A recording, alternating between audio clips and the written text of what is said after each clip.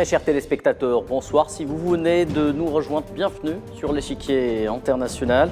46e jour de génocide à Gaza, 46e jour de massacre perpétré par l'entité sioniste. Le bilan est particulièrement lourd, il ne cesse de s'alourdir.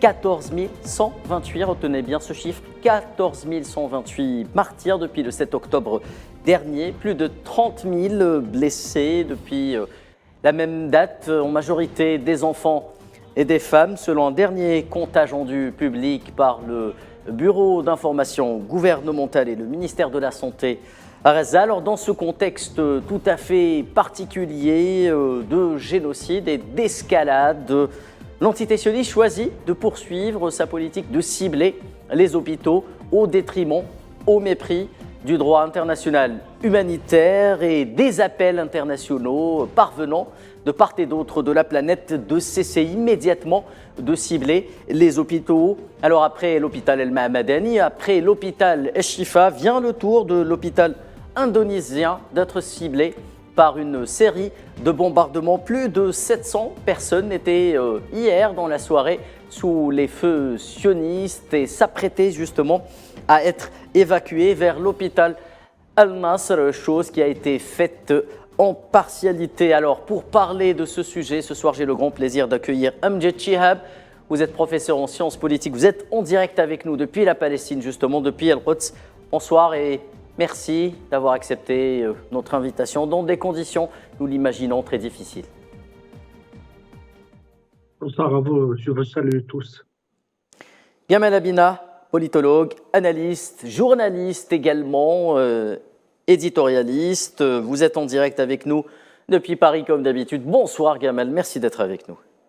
Bonsoir et merci pour l'invitation. Sans transition, entamons ce débat avec vous, Amjad Chihab. Alors, avant de parler des hôpitaux, justement, et de cette politique meurtrière sioniste qui ne lui rapporte justement que peu de résultats, si ce n'est aucun résultat pour l'instant, justement, pourquoi et comment expliquer cet acharnement contre les hôpitaux qui ne masque pas justement l'échec militaire des opérations terrestres à Gaza?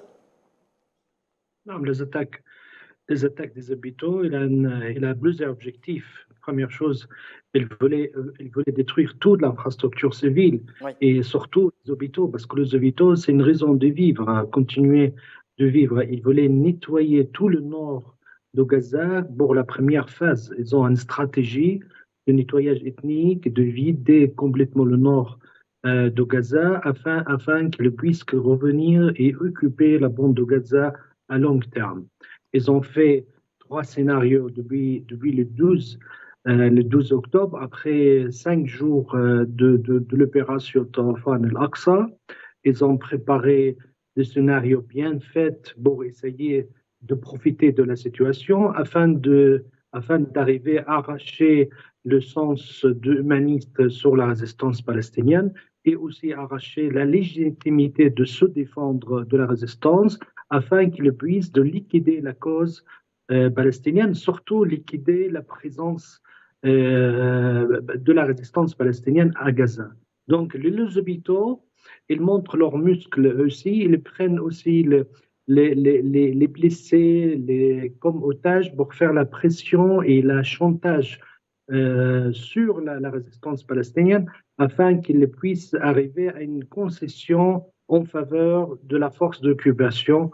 Ils ont fait ça depuis 46 jours, ils n'ont même pas réussi à faire ça. Ils continuent à faire ça. Ils disent si on n'arrive pas à faire avec toute cette force, on va essayer de plus, on fera un peu plus de force en utilisant plus de bombes interdites selon le droit international, surtout les bombes Basfour ou les bombes qui sont des capacités d'explosion plus fortes qu'avant. Et ils ont fini par jeter plus de 36 000 tonnes de bombes, même au Deuxième Guerre mondiale, avec une superficie autant que la superficie de bombes de Gaza n'était même pas utilisée. On parle d'une quantité énorme par rapport à la superficie, par rapport à la population, jamais vue dans l'histoire. Merci de le souligner, Amjad Chihab. Gamal Abina, sincèrement, qu'espère réaliser ou qu'espère trouver l'entité sioniste dans des hôpitaux qu'elle bombarde à longueur de journée, si ce n'est le reflet de son échec patent jusqu'à maintenant? Simplement, d'abord, ils ont commencé par bombarder un premier hôpital et pour lequel ils avaient prétendu que ce n'était pas eux. Ils avaient fait croire que c'était un tir du djihad islamique avec une force de frappe très, très importante qui n'est pas à disposition des Palestiniens. L'objectif, c'est simplement pour effacer trois choses. L'humiliation de leurs services de renseignement qui n'ont aucun niveau et qui le prouvent à nouveau d'ailleurs, puisqu'ils prétendent qu'il y a des bases de commandement dans les hôpitaux et ça a été prouvé que c'est faux. Ils sont arrivés à mettre 3 Kalachnikov ridicules avec quelques ordinateurs pour faire croire que c'était une base opérationnelle du Hamas, qui serait complètement d'abord stupide de la part du Hamas et ensuite surtout faux parce que ça justifie des meurtres dans les hôpitaux et des violations des règles de la guerre, hein, puisqu'on ne peut pas attaquer un hôpital, on ne peut pas attaquer des ambulances, on n'a pas le droit de cibler des journalistes, mais bon, Israël n'hésite pas une seconde dans son sionisme absolu à le faire, parce qu'il ne respecte pas la vie des Arabes qu'ils considèrent comme des animaux, il faut le rappeler systématiquement. Donc ce gouvernement d'extrême droite, qui est le plus extrême qu'ils aient jamais obtenu, a décidé de mettre les bouchées doubles parce qu'ils ont été humiliés sur le front sécuritaire. Ils vendaient à leur population la sécurité totale avec l'écrasement des Palestiniens qui ne pouvaient plus se relever, ont pris une claque littérale sécuritaire le jour du 7 octobre qui correspond aux 50 ans de la victoire arabe sur Israël en 73, il ne faut jamais l'oublier, c'est une date anniversaire très importante, et surtout 30 ans après l'échec des accords, ces soi-disant accords d'Oslo qui devaient donner la naissance à l'État palestinien. 93 plutôt. 93, pardon. C'est ça, voilà. Et donc, ce qui se passe, c'est qu'ils ont tenté d'effacer ces faiblesses de leur sécurité, de leur armée qui n'a pas combattu au départ. Je rappelle que on a eu des images d'Israéliens qui couraient de peur face à des combattants armés pour une fois. Et surtout leur mur à 1 milliard qui n'a servi à rien, l'ultra-technologie ne sert à rien face à des gens qui sont déterminés, qui a été enjambé très facilement d'ailleurs, des murs de 6 mètres parfaitement inutiles, et leur dôme de fer qui a montré ses faiblesses très rapidement, puisque les missiles sont tous passés, enfin les roquettes pour être très précis, sont passées massivement. Donc tout cela pour dire qu'ils ont fait plusieurs fautes politiques. Il y a aussi, ça commence à sortir, le bombardement de leur propre kibbutz par leur propre armée, ça commence à venir. Oui. Voilà, donc tous ces éléments-là ont démontré qu'ils étaient faibles. Avec leur la fameuse RAF Party bombardée par des hélicoptères de l'entité sioniste. La RAF Party et les kibbutzim, qui sont de gauche. Rappelons quand même qu'il y a un rapport malsain entre la gauche et l'extrême droite, et donc ça ne les a pas dérangés de tuer des gens, dont une femme qui était une femme pour la paix. Donc c'est intéressant de le rappeler. Mais simplement pour revenir à nos moutons, c'est qu'en vérité, c'est une démonstration de force surdimensionnée. Alors ça vient d'être évoqué, 36 000 tonnes de bombes, ça veut dire plus de 36 000 mégatonnes, c'est ça. C'est comme ça que ça se mesure en nucléaire. Et ça correspond à peu près à 2,5 fois ce qui a été fait à Hiroshima, qui a tué 70 000 à 140 000 personnes. Alors simplement pour dire que beaucoup en Occident disent que ce sont les chiffres du Hamas, j'aimerais dire que tristement, je vous annonçais malheureusement un mauvais scoop, il est impossible qu'il n'y ait pas au minimum 40 000 morts. Pourquoi? Parce que quand on lâche des bombes de 1 tonne sur une population concentrée comme à Gaza, quand des bombes de 1 tonne ne tueraient qu'une personne, hein, donc je suis vraiment au plancher, et qu'il y en a 40 000 qui ont été lancés, on est sûr qu'il y a au moins 40 000 morts parce qu'on ne compte pas aujourd'hui, parce qu'on n'a pas la possibilité de vérifier le nombre de massacres. Donc aujourd'hui, le massacre à grande échelle est mis en place. Pourquoi? Pour essayer de masquer l'humiliation d'un système de sécurité qui a failli. Et en vérité, l'autre aspect, et c'est le plus grave, un nettoyage ethnique. Alors ça veut dire quoi? C'est nettoyer la zone de la population. C'est ça, un nettoyage ethnique. C'est pas une extermination. Là, on parle de massacre de masse et de nettoyage ethnique. Eh bien, ils sont en train de procéder à une tentative de nettoyage ethnique et les Palestiniens, qui ont très bien compris que c'était une nouvelle Nakba, refusent de partir. Ils préfèrent mourir l'arme au pied ou dans les immeubles plutôt que de laisser à Israël la possibilité à nouveau de conquérir un territoire qu'elle va voler par la force. Très bien. Je rappelle que le nombre de personnes portées communément, c'est comme ça qu'on dit, portées et disparues pour l'instant, mais qui sont en réalité bloquées sous les décombres, on parle de cadavres. Selon le Bureau d'information gouvernemental, eh bien, ils sont au nombre de 6 000 martyrs au minimum.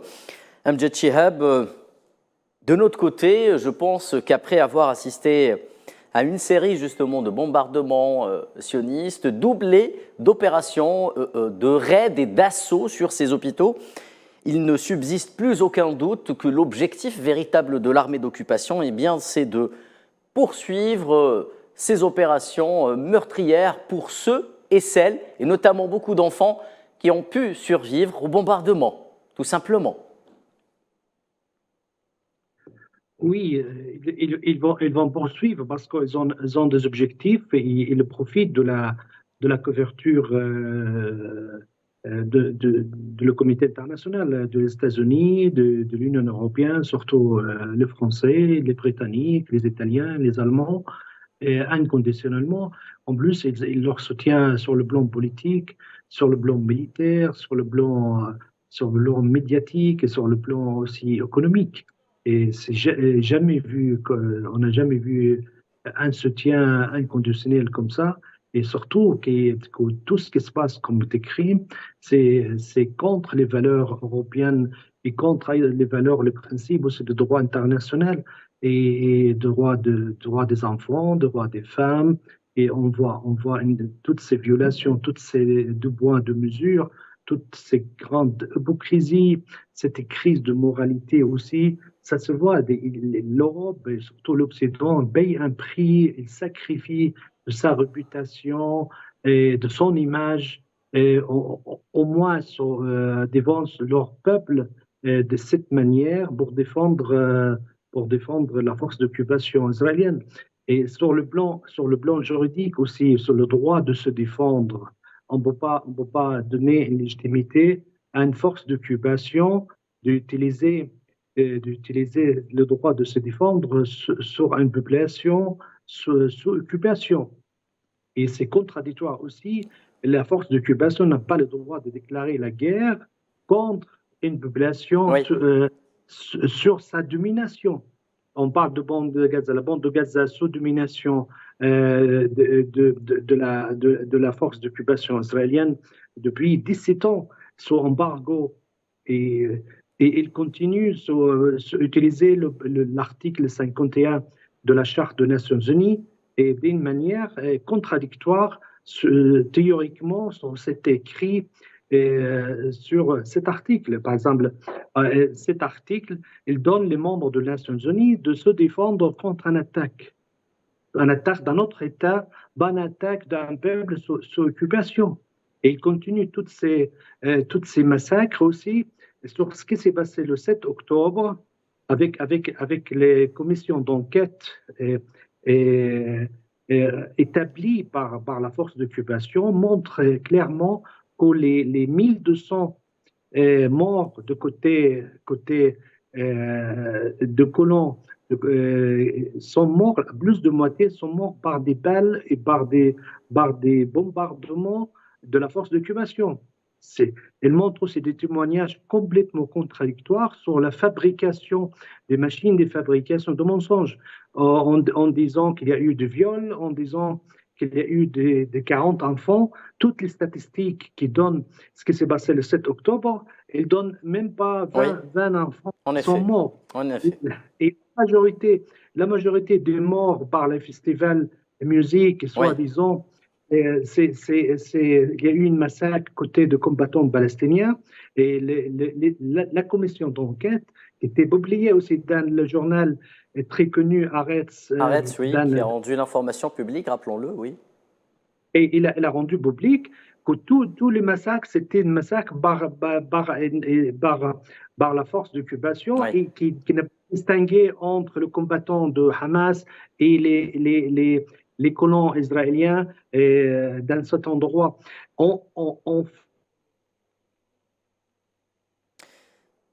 Avant de retrouver Amjad Chihab pour une victime d'une petite coupure, nous imaginons bien que les moyens de communication, et c'est le cas à Gaza depuis justement le 7 octobre, y compris Al-Quds, sont parfois difficiles. Dans ce contexte justement d'escalade et de destruction méthodiquement orchestrée par l'entité sioniste au détriment du système de santé à Gaza, l'Organisation mondiale de la santé affirme que l'infrastructure du système de santé est en effondrement, je cite, effondrement complet, que seuls les besoins les plus élémentaires sont plus ou moins satisfaits. À 8h30, nous avons eu la surprise de constater que l'hôpital était assiégé et attaqué. Un des départements était directement visé. Le bombardement a entraîné la mort de plus de 10 personnes dans ce département. Jusqu'à présent, nous n'avons pas pu entrer dans ce département. Nous sommes restés près de sa porte, observant les dégâts considérables, sans pouvoir y entrer en raison du danger qui régnait dans l'endroit, qui est juste en face des chars israéliens. Yaman Abina, le monde entier regarde justement l'entité sioniste attaquer impunément des hôpitaux. Est-ce que vous pensez tout simplement que l'objectif principal est d'anéantir toute personne ou tout moyen pouvant contribuer à garder une personne en vie, qu'il s'agisse d'un bébé, d'une femme ou d'un vieux. Ça a été dit tout à l'heure, effectivement, l'objectif, c'est de détruire les infrastructures qui ont été construites, d'ailleurs, rappelons-le, parce qu'on parle de l'hôpital indonésien, par des étrangers Oui. en vue de viabiliser Gaza. Faut jamais l'oublier. Ça avait commencé par l'aéroport à l'époque, dans les premières agressions, il y a quelques années, et maintenant, ils mettent le paquet sur toutes les infrastructures civiles et les infrastructures utiles à la population. Les hôpitaux, évidemment, sont essentiels. Je dis ça parce que dans le lot, plusieurs personnes parmi les personnels médicaux sont tuées au quotidien. Tout à fait, parce qu'ici, d'abord, en priorité, évidemment, les journalistes. On a vu qu'il y a plus de 40 journalistes qui ont été assassinés, encore 2 ce matin au Liban. Oui, ceux de la chaîne El Mayadeen, paix à leur âme. Absolument. Absolument. Donc, l'objectif, c'est d'empêcher que les gens parlent, d'empêcher qu'il y ait des témoins objectifs comme les journalistes, et d'empêcher que les médecins puissent soigner les malades, parce qu'ils tuent aussi les médecins. Et donc, l'idée, c'est quoi? C'est de déstructurer totalement la bande de Gaza. D'ailleurs, ils envoient, vous avez déjà vu une armée, ça, c'est assez extraordinaire, ça devrait frapper les esprits. Est-ce que vous avez déjà vu une armée qui envoie des bulldozers pour détruire les rues? C'est du jamais vu. Une armée, c'est là pour tuer, pour faire exploser des immeubles, pour attaquer les ennemis. Mais des bulldozers, quel est l'objectif de cela?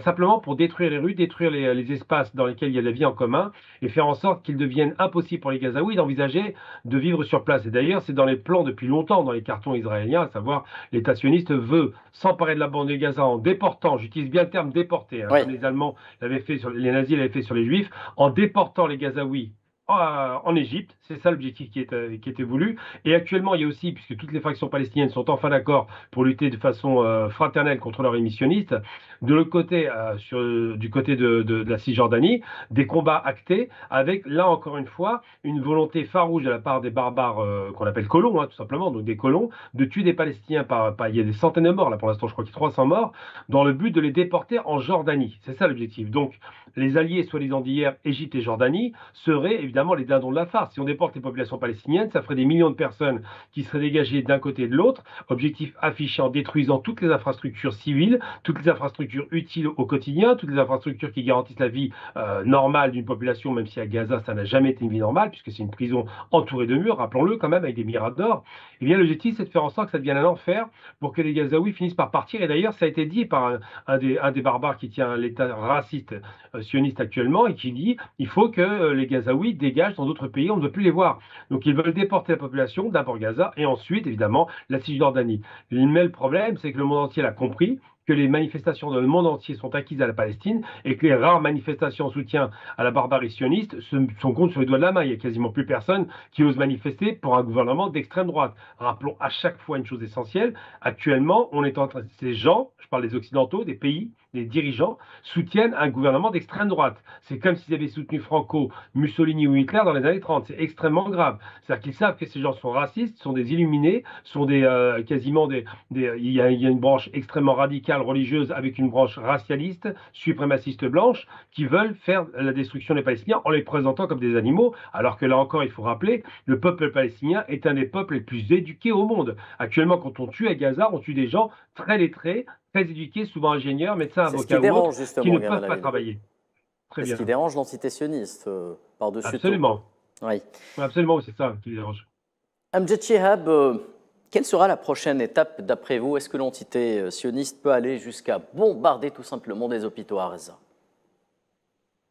Je pense et non pas l'enceinte des hôpitaux, je veux dire, les bombarder afin de les détruire et de causer un maximum de pertes en matière de vie humaine.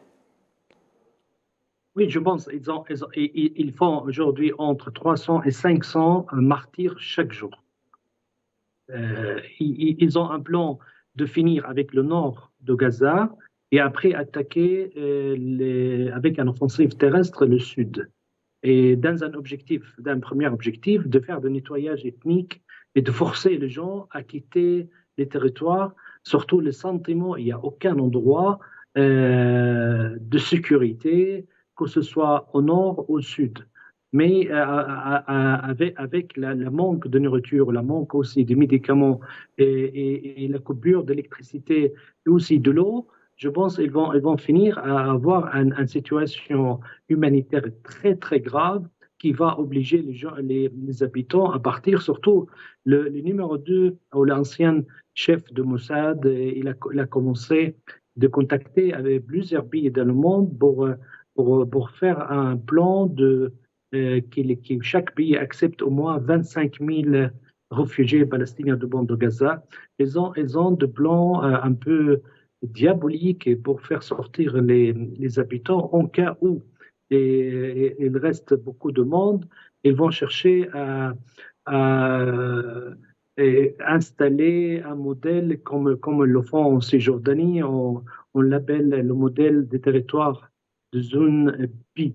Les territoires de zone P, c'est les territoires sous contrôle de sécurité israélienne, comme ils font en Cisjordanie, et avec une administration civile, soit disant de l'autorité, ou avec une administration de certains pays arabes ou des responsables palestiniens, selon leur scénario. En cas qu'ils réussissent à gagner la guerre de terrain et avec toute la résistance acharnée et qu'ils font aujourd'hui comme un miracle de supporter toute cette fossée de capacités militaires, surtout d'équipements et toutes les armes très sophistiquées, surtout l'aviation militaire et la capacité de frappe, de destruction, et même les professionnels d'analyse politique ou les experts militaires côté de la force d'occupation n'ont pas réussi à comprendre comment les citoyens ou les combattants de résistance palestinienne ont réussi à supporter toute cette drame, surtout cette pression, que ce soit au niveau civil et au niveau de combattants de la résistance, et qu'on voit surtout les vidéos qui sortent de la bande de Gaza, on voit une résistance qui continue d'une façon imaginable par rapport à tous les moyens utilisés contre la bande de Gaza. Et je pense qu'ils vont passer au niveau stade deuxième. En cas où il n'y a pas eu de sanctions, et jusqu'à maintenant, il n'y a même pas ni pression politique de la communauté internationale. On voit une grande hypocrisie entre la déclaration qu'on écoute sur la télé, par exemple. Je donne un exemple, le président français, qui a changé d'avis pour un peu s'adapter avec l'opinion publique française. En même temps, il envoie le ministre de la Défense français pour soutenir la force de l'occupation qui attaque la bande de Gaza. L'hypocrisie, le double discours, justement, oui, de la communauté internationale, y compris certains pays européens.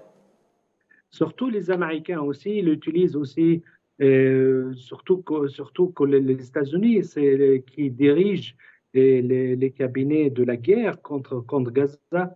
On a vu des soldats de forces spéciales maritimes, soi-disant Delta, et aussi de soutien aussi des forces spéciales pour libérer les otages, soi-disant, sont sur le terrain, côte à côte avec la force d'occupation israélienne. Très bien, merci Amjad Chihab. Avant justement de clore ce programme, je rappelle juste que le porte-parole du ministère de la Santé à Gaza vient de déclarer, je cite, « Nous craignons pour la vie des gens qui sont à l'intérieur des hôpitaux Kamal Adwan, Al-Aouda et l'hôpital indonésien ». Le porte-parole du ministère de la Santé à Gaza qui a également déclaré à l'instant, l'entité sioniste mène des opérations de représailles à Gaza contre les hôpitaux. Ce sera donc le dernier mot de cet échiquier international. Merci d'avoir été avec nous. Remercions comme il se doit Amjad Chihab, professeur de sciences politiques qui était en direct avec nous depuis Al-Quds. Gamal Labina, analyste, journaliste, mais également éditorialiste, était quant à lui avec nous en direct depuis Paris. Merci à vous, mesdames et messieurs, de nous avoir prêté attention et à demain.